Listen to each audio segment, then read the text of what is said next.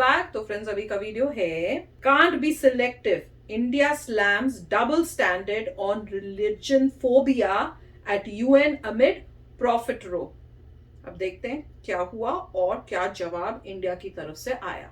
तो वीडियो शुरू करते हैं। वीडियो शुरू करने से पहले अगर आप चैनल पर नए हो और आपने अभी तक सब्सक्राइब नहीं किया है तो जल्दी से पहले सब्सक्राइब के बटन और बेल आइकन को क्लिक कर लो ताकि आपको हमारे सारे न्यू वीडियोस के नोटिफिकेशन मिल जाए जैसे हम अपलोड करें। अगर आपको वीडियो पसंद आता है मैं कंफ्यूज होती जा रही हूँ। मैं यही सोच रही हूँ कि इंडिया ने यही बोला होगा कि मैं वो सिलेक्टिव वर्ड के ऊपर फोकस कर रही थी जिसकी वजह से मेरा मुंह भी मम्बल हो गया कह रहे कि तुम्हारा जब मन करता है अगर मतलब एक रिलीजन के ऊपर आओ, मुस्लिम रिलीजन के ऊपर होगा तो तुम उस टाइम शोर मचा देते हो।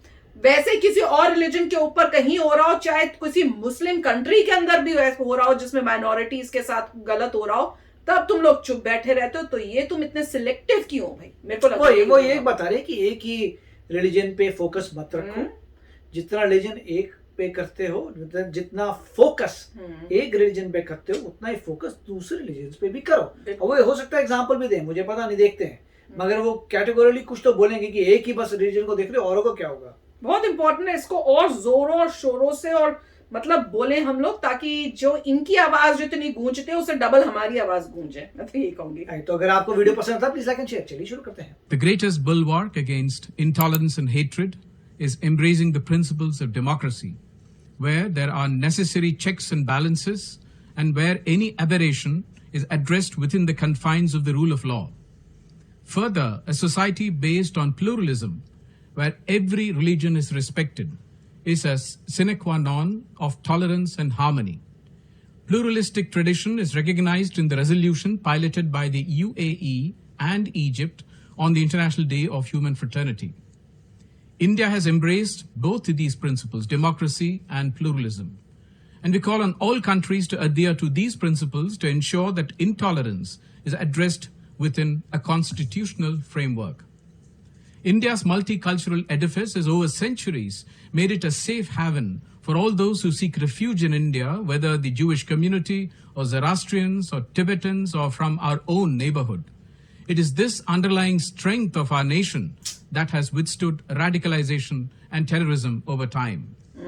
It is with this sense of history that India has continued to play a defining role to combat radicalization and terrorism and promote tolerance and inclusion.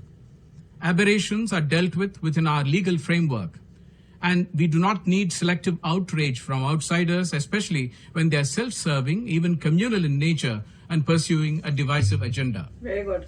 As we have emphasized time and again, combating religiophobia should not be a selective exercise involving only one or two religions, but should apply equally to phobias against non-Abrahamic religions as well. Till this is done, such international days will never achieve their objectives. There cannot be double standards on religiophobias. Education certainly has an important role to play in combating radicalization, violent extremism, and terrorism. India has been the greatest victim of terrorism, especially cross-border terrorism. We call on countries to develop an education system that truly contributes to combating them by promoting the principles of pluralism and democracy. I thank you. तो friends, short speech, to the point speech और बिल्कुल nail को धड़क से मारने वाली speech थी, मैं तो कहूंगी। और इसमें इन्होंने, अगर आप देखो तो इन्होंने जब मेन फोकस किया कि एजुकेशन बहुत इंपॉर्टेंट है ताकि ये रेडिकलाइजेशन जो हो रहा है और ये जो टेररिस्ट बन रहे हैं उसको कम करना या बंद करने के लिए। और अगर कोई स्मार्ट हो तो वही समझ लेगा, क्योंकि उन्होंने कहा कि उन कंट्रीज में एजुकेशन बेटर होनी चाहिए, बेटर एजुकेशन देनी चाहिए। और किस पे वो इशारा हो रहा है? पाकिस्तान पे। क्यों? क्योंकि इंडिया ने अभी रिसेंटली उनकी एजुकेशन को किया ना इंडिया में बैन, कि भैया वहां से जाके तुमने अगर एजुकेशन किसने ली है, हम उस एजुकेशन को मानते ही नहीं है।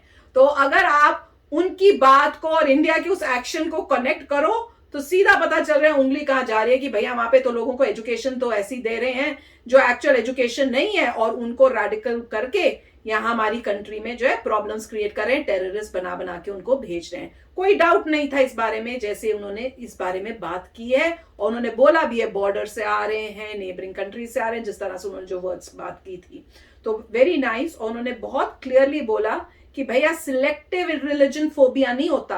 अगर आपको देखना है कि रिलीजन फोबिया या इस टाइप की बात करनी है तो बाकी रिलीजन्स के बारे में भी डिस्कशन होनी चाहिए। नहीं कि आपने सिलेक्टिव 2 रिलीजन या 3 रिलीजन या 4 रिलीजन को बोल दिया भैया इन्हीं के ऊपर बड़ा वो कुछ हो रहा है। तो बात सही है कि भाई क्यों ये जो हिंदूज हैं उनके ऊपर कहाँ का आप देखते हो कि कहाँ कहाँ इतने जुल्म होते हैं, पर कोई बोलता नहीं। रिसेंटली वो अफगानिस्तान में जो सिख के साथ उनके गुरुद्वारे को किया गया, वो किसी ने भी कंडेम किया है क्या? हम तो इस बारे में इतने हैरान हो रहे हैं कि वो न्यूज में इतना आया ही नहीं। हाँ, और यहाँ पे अगर मुस्लिम रिलीजन से कुछ रिलेटेड हो जाता है तो इतना शोर मच जाता है, और दूसरी जो रिलीजन्स के ऊपर जो अत्याचार हो रहे हैं, कुछ हो रहे हैं, उसमें कोई डिस्कशन नहीं, उसमें कोई न्यूज बड़ी नहीं बनती, कोई शोर नहीं हो रहा।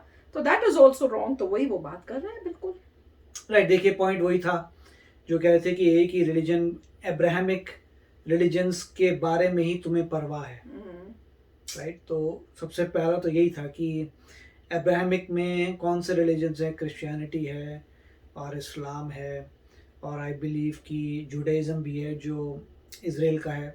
तो वो अब्राहमिक रिलीजन्स हैं। तो उसके बारे में ही कह रहे हैं कि आपको पूरे वेस्ट को बेसिकली बोल रहे हैं, वेस्ट जो है उनको ये कह रहे हैं कि तुम्हें बस इन्हीं रिलीजन्स के बारे में पता है, और रिलीजन्स के बारे में तुम सिलेक्टिव होते हो, तो उनके बारे में तुम कभी आवाज़ नहीं उठाते या कभी कहते नहीं है कि उनके बारे में भी ना करो। तो ये दूसरी बात है। क्यों? क्योंकि उस पूरे रीजन में नॉन एब्राहिक रिलीजन्स की पॉपुलेशन बहुत कम है, राइट। अगर आप यूरोप में जाएं तो यूरोप में कितने हिंदू हैं? बहुत कम, 1%। अगर यूएस में देखें 1%। तो इतने कम है कि उनको वही सिर्फ नज़र आता है। इसीलिए अच्छी बात है कि वो यूनाइटेड नेशंस में आके क्लियर कर रहे हैं कि तुम्हें सिर्फ अब्राहमिक रिलीजन्स के बारे में ही पता है, मगर पूरा वर्ल्ड वैसा नहीं है। थोड़े एशिया में आओ तो तुम्हें नज़र आएगा कि और भी रिलीजन्स हैं, तो उसके बारे में तो अच्छा। उन्होंने साथ में ये भी कहा कि जो कंट्रीज है बोल रही हैं वो खुद कम्युनल लाइंस पे हैं। मतलब वो कंट्री जो है अपने आप को एक स्पेसिफिक रिलीजन की कंट्री बोलती हैं, तो वो क्या बोलने के, बिल्कुल उनको क्या हक है बोलने का? जब तुम्हारी कंट्री पूरी एक रिलीजन पे निर्धारित है तो तुम ये कैसे बोल सकते हो ये हो गया वो हो गया? तो और दूसरा उन्होंने ये भी कहा एजुकेशन की बात की, अगर तुम एक तरीके की एजुकेशन अपने लोगों को दोगे तो लोग रेडिकलाइज होंगे। तो ये भी एक और एजुकेशन की है। और एग्जाम्पल भी दिया कि इंडिया में इतने सारे रिलीजन्स हैं, इसीलिए सब कुछ अच्छा है क्योंकि हम सभी रिलीजन की रिस्पेक्ट करते हैं। होता है। काफी अच्छा था, बहुत ही अच्छा था, मजा आ गया। तो चलो फ्रेंड्स चलते हैं, मिलेंगे नेक्स्ट वीडियो में बहुत ही जल्द। Till then take care and bye bye. तो अगर आप मेरे इस चैनल पे नए हो तो जल्दी से सब्सक्राइब के बटन को हिट करो और बेल आइकन को क्लिक करो, ताकि आपको मेरा जब नया वीडियो मैं लगाऊं आपको उसके बारे में जल्दी से पता चल जाए।